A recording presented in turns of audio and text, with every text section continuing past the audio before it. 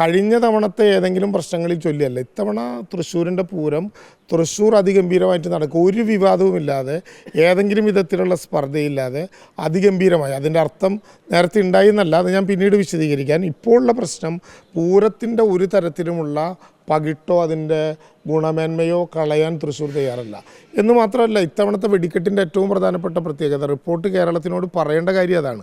സാധാരണ ഞാനൊക്കെ കോളേജിൽ പഠിക്കുന്ന കാലത്ത്, കാരണം ഞാൻ മാത്രമല്ല, ഞാനും ജെയ്സണൊക്കെ കോളേജിൽ പഠിക്കുന്ന കാലത്താണ് ഞങ്ങൾ നെഹ്റു മണ്ഡപത്തിൻ്റെ അടുത്തും കറണ്ട് ബുക്സിൻ്റെ മുമ്പിലും ഒക്കെ നിന്നിട്ട് വെടിക്കെട്ട് കണ്ടിട്ടുള്ളത്. അതിനുശേഷം പല കാരണങ്ങളാൽ നഗരത്തിലേക്ക് പ്രവേശിക്കാനാകാതെ ബാരിക്കേഡിൻ്റെ പിന്നിൽ പോലും നിൽക്കാൻ പറ്റാത്ത വിധത്തിൽ ഒറ്റപ്പെട്ടു പോയിട്ടുണ്ട്. ഇത്തവണ പത്തായപ്പുരം മുതൽ കറണ്ട് ബുക്സ് വരെയുള്ള ഒരു വലിയ ദൂരം, സാധാരണ നിലയിൽ സ്ക്വയർ ഫീറ്റിൻ്റെ കണക്കെടുത്താൽ 18,000 പേർക്ക് നിൽക്കാം. സ്ക്വയർ ഫീറ്റിൻ്റെ കണക്കല്ല തൃശ്ശൂരിൽ ഓരോ സ്ക്വയർ ഫീറ്റിലും നാം കരുതുന്നതിനേക്കാൾ എത്രയോ കൂടുതൽ ആളുകൾക്ക് നിൽക്കാം. അങ്ങനെ നോക്കിയാൽ 20,000-ലധികം ആളുകൾക്ക് സ്വരാജ് റൗണ്ടിൽ ഇറങ്ങി നിന്ന് വെടിക്കെട്ട് കാണാൻ കൂടി അവസരം ഉണ്ടാക്കുന്ന ഒരു പൂരാണ്. പോലീസ് നല്ല തയ്യാറെടുപ്പ്, 4,000-ലേറെ പോലീസുണ്ട്. ഒരു കാര്യം ഉറപ്പിച്ച് പറയാം, ആളത്തടുത്തും ബാരിക്കേഡ് കെട്ടിയും വടം കെട്ടിയും പൂരം ഗംഭീരമാക്കലല്ല. ഇത്തവണത്തെ പൂരം എല്ലാവരെയും വിളിച്ച് തൃശ്ശൂരിൻ്റെ മണ്ണിലും മനസ്സിലും ഇടം കൊടുത്ത് നടത്താൻ പോകുന്ന പൂരാണ്. ഗംഭീരമാകും.